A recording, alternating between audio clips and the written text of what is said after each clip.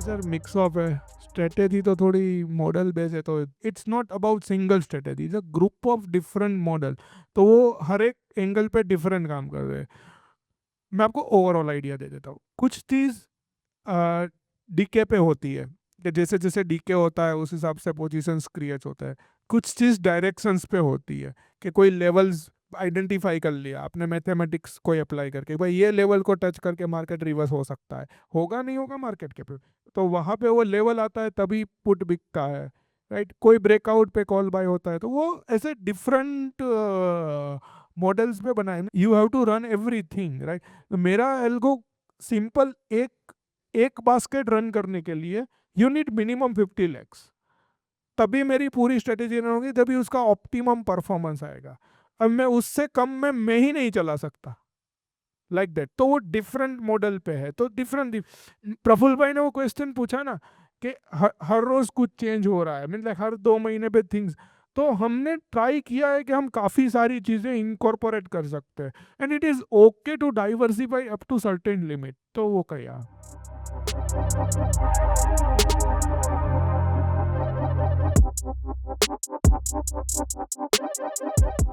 Basically देखो, आप 50 लाख से पहले ट्रेडिंग करना चाहते हो, हाँ। तो आप जो इक्विटी में इन्वेस्टमेंट है, you have to keep till 25। उससे ज्यादा तो आप रखोगे नहीं, because you have to pay the interest, right. तो रेस्ट ऑफ द 25 में ऑब्वियसली आप प्रॉफिट लॉस एडजस्ट करने के लिए 5 लाख तो रखोगे, कैश में ही 10 लाख, भी लॉस तो होगा ना, प्रॉफिट ही होगा सब। राइट। बाकी का 20 लाख को आप थोड़ा बहुत SGP बाय कर लो, फिर Okay. थोड़ा बहुत आप GSEC बाय करो, आप लिक्विड फंड बाय कर लो, और गिल्ट फंड बाय कर लो। ये बास्केट बना के आप यू कैन डू इट। तो Good, sir. आपका इक्विटी पोर्टफोलियो के अलोंग साथ ये साइड रहेगा, तो दोनों रिटर्न्स आपको मिलेंगे। ये अगर 50 लाख का आपका पोर्टफोलियो है और आप 20 लाख रुपए आपके कैश है, तो आप वो 50 में से 20 ही यूज कर पाओगे। अगर आपके पास अलग 20 लाख के कैश है, जो आप डाल रहे हो, और आपके 50 लाख का पोर्टफोलियो है, तो आप उसमें से 20 ही ट्रेड कर पाओगे। एंड देन यू कैन, देखो हम क्या कर रहे हैं, हमारी 70% 60% ट्रेडिंग इंट्राडे में होती है, तो उसके लिए तो हम पूरा चलाते हैं। Right. जितना पोजिशनल की जरूरत है उस हिसाब से वो चलता है।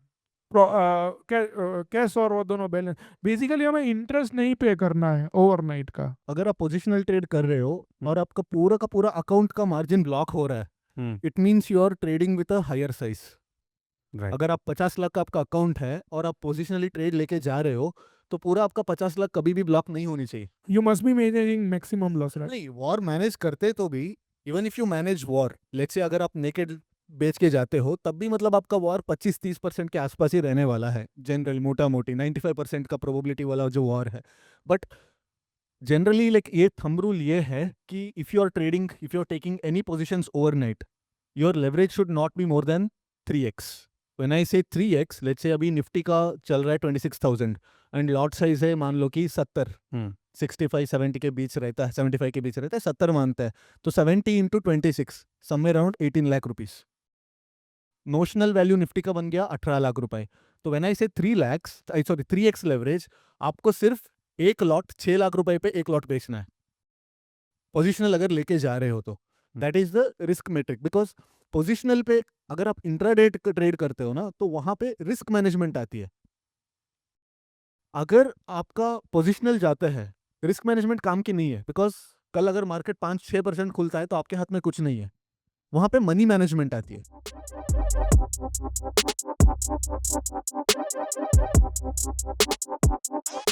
Since I am trading discretionarily and I'll probably for a foreseeable time I'll be a discretionary trader, right. तो ठीक है। तो मैं आंसर कर सकता हूँ कि लाइक ओवर द लास्ट 3 और 4 years मेरा ट्रेडिंग में बहुत ज़्यादा चेंज आई हुई है। So one thing is that first tick पे आप पूरा कमिट नहीं करना चाहिए, पूरा कमिट बिल्कुल नहीं करनी चाहिए। तो आपको लाइक फर्स्ट टेस्ट क्वांटिटीज डालोगे, टेस्ट क्वांटिटीज कैसे परफॉर्म कर रहा है उसके ऊपर नेक्स्ट लेयर डालोगे, देन वो कैसे कर रहा है उसको नेक्स्ट लेयर डालोगे, देन अगर इन क्वांटिटीज फंस गए तो उसको निकालने के लिए कुछ एक्स्ट्रा क्वांटिटीज इंट्रोड्यूस करोगे। व्हेन प्रीमियम 250 से लेके 150 आया है, इसका मतलब ये है कि आपका एग्जिस्टिंग पोजीशन है वो प्रॉफिट दे रहा है, राइट। तो आपके पास एक प्रॉफिट कुशन है। तो उस प्रॉफिट कुशन के ऊपर आपको डालना पड़ेगा एक्स्ट्रा पोजीशन। अगर स्पाइक आती है तो पहले नेगेटिव से जाने से पहले आप जीरो पे आओगे, राइट। बिकॉज आपका प्रॉफिट कुशन है, तो you have to take that risk. The risk is always incremental. वो इंक्रीमेंट किस चीज पे इंक्रीमेंट होनी चाहिए? आपका प्रॉफिट कुशन पे इंक्रीमेंट होनी चाहिए. जनरली लोग क्या करते हैं, जब आप छोटा पोजीशन से डालते हैं और अच्छा प्रॉफिट आ रहा होता है, तो आप सोचिए अगर आप नॉन डायरेक्शनल ट्रेडर हो और स्ट्रैडल धीरे धीरे नीचे जा रही है और दोनों तरफ मेल्ट हो रही है, इसका मतलब ये है कि मार्केट थोड़ा ऊपर आया है, नीचे आया है और फिर से सेंटर में आया है, तो डे का एक रेंज बन गया. तो प्रोबेबिलिटी ज्यादा है कि मार्केट उस रेंज के अंदर रहने वाला है, राइट? आपका जो पीएनएल है ना, it is also the reflection of how the market is behaving. अगर आप ग्रीन में हैं तो इट मीन्स दैट मार्केट आपके प्लान के हिसाब से चल रहा है, तो आपको पोजीशन साइज बढ़ानी चाहिए पिरामिडिंग. अगर पोर्टफोलियो एसएल हिट होता है तो हिट होने चाहिए. And see the thing is, जब आपका जो पीएनएल है, पॉइंट ए से लेके पॉइंट बी एक स्ट्रेट लाइन में नहीं जाता, वो एक पाथ ट्रैवल करके जाता है. इस पाथ में आपके पास बहुत सारा मोड आते हैं, जिस मोड पे आप कुछ एक्शन ले सकते हैं. फॉर एग्जाम्पल, परसों की भी बात करता हूं कि प्रीमियम स्पाइक होने से पहले प्राइस एक्शन चार्ट पे एक सपोर्ट ब्रीच हुआ था, right, with a very good volume and with a very strong candle. Correct, as a discretionary trader आप प्राइस एक्शन को भी फॉलो करते ही करते हैं. करेक्ट. तो अगर आप पूरा का पूरा पुट्स भी नहीं निकालते तो आधा पुट्स तो निकालोगे आप, राइट? तो आपका एमटीएम पॉइंट ए से पॉइंट बी आने से पहले डिफरेंट पाथ्स लेते हैं. वो हर एक पाथ अलग होता है. हर एक पाथ पे आपको कुछ ना कुछ मोड मिलता है जहां पे आप कुछ ना कुछ फायर फाइट कर सकते हैं. इट्स नॉट लाइक मेरा +1% से -1% आने के बाद ही मैं कुछ करता हूं, ऐसा नहीं है. देन इफ अगर आपका रूल्स ऐसा है, then you are not exactly discretionary trading, you are systematically trading. तो इन पॉइंट ए से पॉइंट बी का जो जर्नी है ना, उस जर्नी को आपको मैनेज करना है. Okay, it's just about managing this paths, क्योंकि Thank you. Expiry trading is only about path dependency. यार स्पाइक्स के चक्कर में अगर बेचोगे ही नहीं तो मैंने आउट ऑफ 10 days 2 दिन स्पाइक आते रहेंगे, उस दिन लॉस लेने का. सिंपल है ना यार, obvious.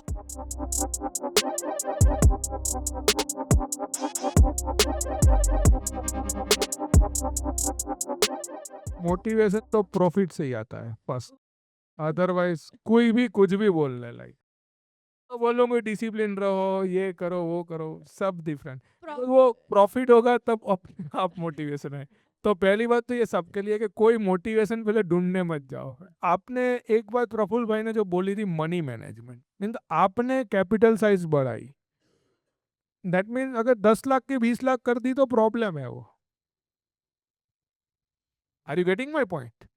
Are you doing good on 10 lakhs और आपने 10 की 20 कर दी, और 10 लाख पे भी 20 लाख जा, सॉरी 2 लाख जा सकते थे तो 20 पे 4 जाएंगे, तो 10 की 12 करनी चाहिए आइडियली.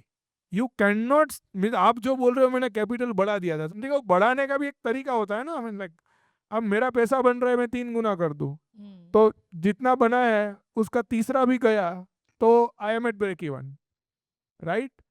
तो वो नहीं करना चाहिए, टेक्निकली वो नहीं करना चाहिए. वो तो फिर तो करो ही 3 गुना से, राइट? आप एक चीज को ऐसे कर रहे हो, ये चीज मैंने आज ये रिस्क लिया, मीन लाइक आप डार्ट खेलते हो, बीच में गया एग्जैक्ट, अब मैं डबल लगाता हूँ 3 गुना लगा, तो वो तो मार्टिजन लो है ना, सबको पता है. मीन लाइक आपका एक जाएगा तो लॉस होगा, तो वो नहीं करना चाहिए, which is a worst thing. So अगर बढ़ाना है तो भी धीरे धीरे बढ़ाओ, और घटाना है तो हम तो भी धीरे धीरे घटाओ. मीन लाइक मेरा लॉस हो गया, मैं पूरी कैपिटल, मीन लाइक ऐसा मैंने एक बार किया था 2019 में, 50 लाख की कैपिटल थी मेरी, उसका 25 का मैंने 50 किया, मैंने 4 महीने में किया.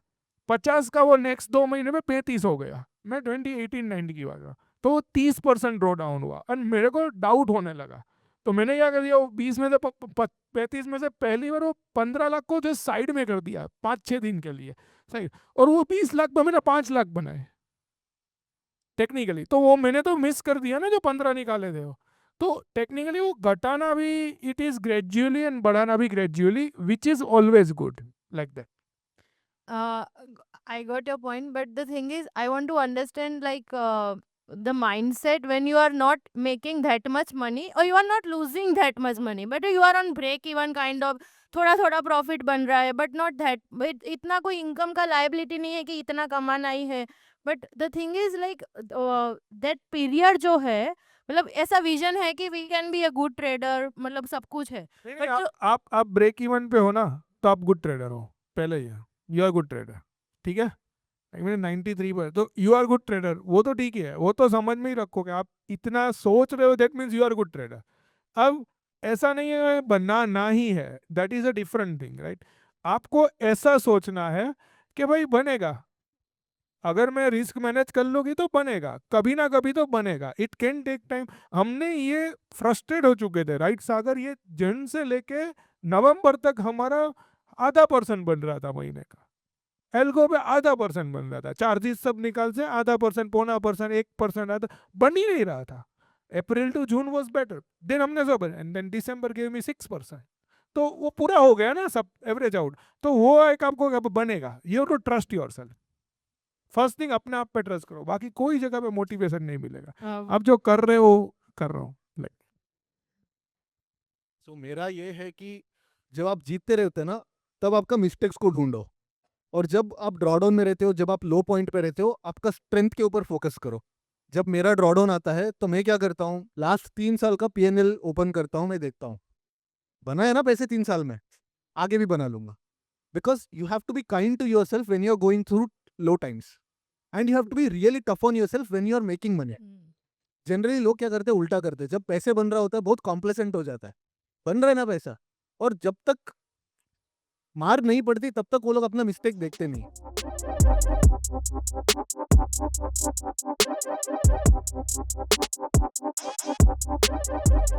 सिंपल चीज़ है, first thing is you have to plan for the long term. क्योंकि क्या है, अगर आपको पर्सनल नेटवर्थ, पर्सनल नाम पे अगर नेटवर्थ चाहिए, तो प्राइवेट लिमिटेड से आपको अगर पैसे निकालना भी पड़ता है तो देन आपको डिविडेंड डिस्ट्रीब्यूशन टैक्स वो भी देना पड़ता है, तो net actually personal income tax से भी ज़्यादा पड़ता है। बट अगर आपको सारा एसेट्स कंपनी के नाम पे ही खरीदना है, एंड प्राइवेट लिमिटेड में भी आपका बोर्ड में सिर्फ आपका फैमिली मेंबर्स ही है, ट्रस्टेड मेंबर्स ही है, then you can open company account.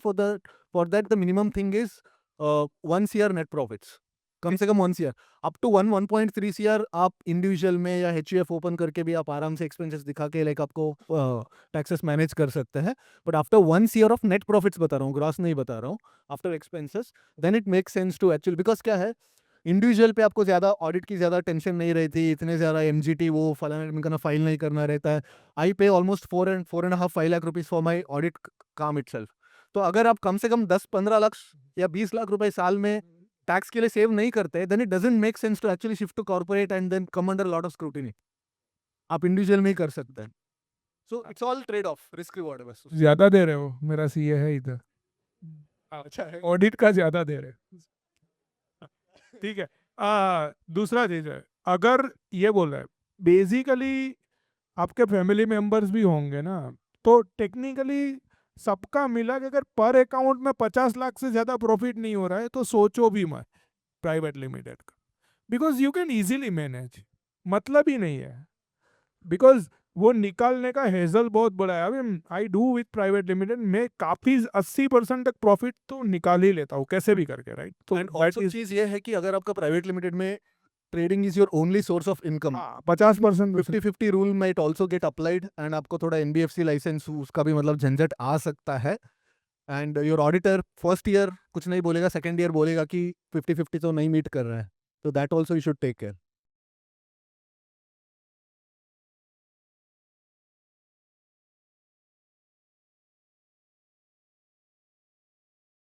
Investment in securities market are subject to market risks. Read all the related documents carefully before investing. Please read the risk disclosure documents carefully before investing in equity shares, derivatives, mutual fund, and or other instruments traded on the stock exchanges.